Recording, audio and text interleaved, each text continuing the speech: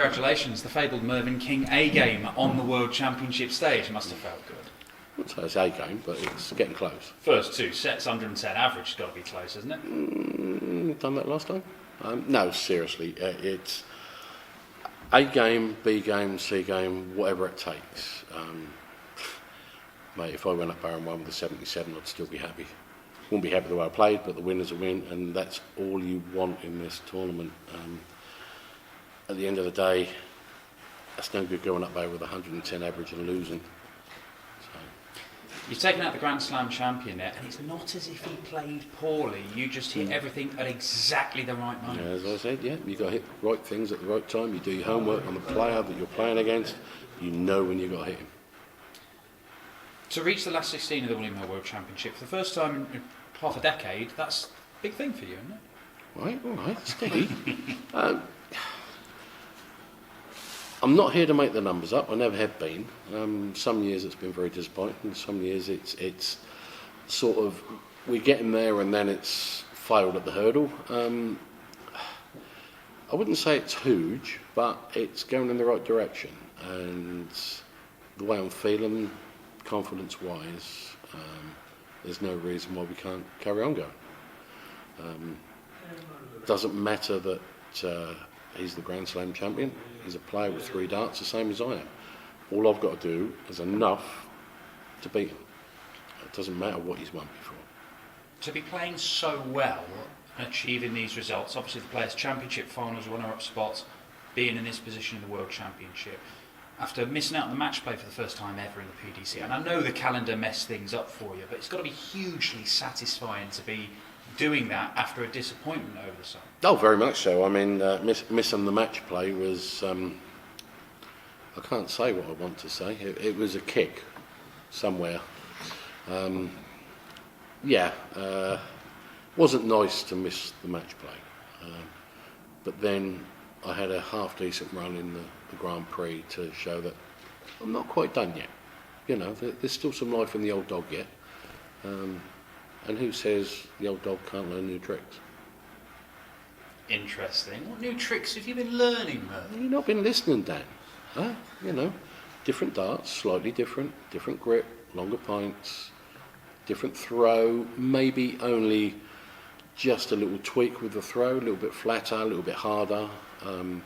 It's no good me trying to float these in, that doesn't work. They go all over the shop, so you've got to be a bit more forthright with the throw. And it seems to be working. And when it works, then I get confident. When I get confident, then I'm dangerous. Certainly looking very dangerous at the moment. Brendan Dolan or Gerwyn Price next. Now, you probably won't need the earplugs for Brendan giving it the helicopter finger in celebration, but you might do if Gerwyn makes it through to face you. He plays the game the way he does. I'm not a fan of over celebration. I'm not saying that people can't celebrate when they hit a major shot or something like that, but if you hit a 2-2 with your second dart in the middle of a set and you give up, I find that just a little bit OTT. Even I celebrate sometimes when it's a ton plus on a pressure shot to win a set or to stop them breaking me or something like that. Then yes, I can understand why people celebrate, but when it's OTT in my eyes, there's no need for it. When things do get OTT in your eyes, is it an annoyance? Does it threaten to put you off your game, or does it just spur you on? To be honest with you, it normally G's me up. I don't like it, it annoys me, and normally when things annoy me, I play better.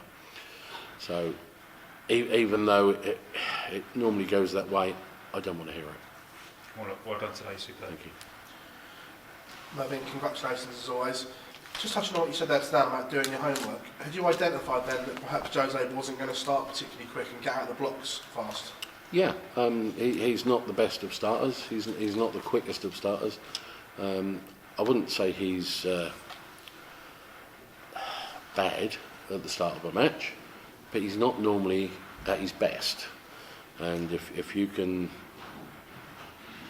make hay while the sun shines, so to speak, at the start of a match, then he's got problems. Over set format, is it harder to chase as well, do you feel?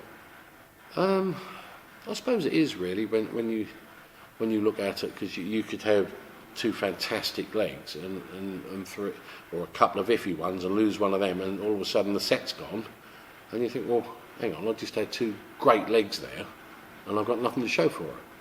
Where if it's match play, you're going to win those two great legs, and you have a couple of iffy ones, you might snatch one of them, and you're only one down after the three legs. So yeah, it can be a little bit more daunting when your set's down than match play.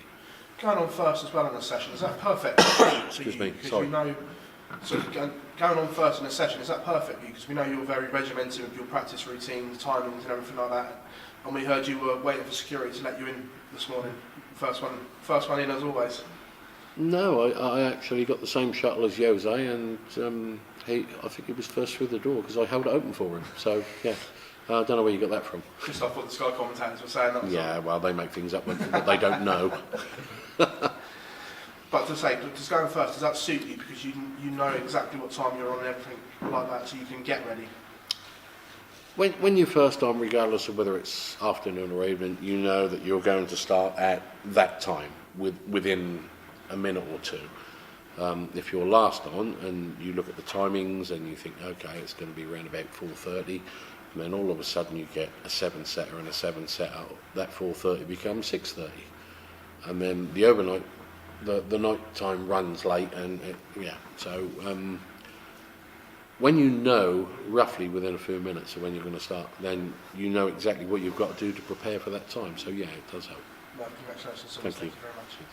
Merv, do you think we're seeing the best version of Mervyn King up on that stage right now? You're probably seeing close to the best you've seen before. The practice game is now coming to the stage, which is something I've been trying to do for years. It's now starting to feel, for want of a better word, easier than it used to. So if my practice game really does come to the stage, then who knows? Do you think there's an extra few % left? Oh, definitely. Yeah. Yeah, definitely. There's a lot more there if I can bring it out. I don't know whether I will. Who knows?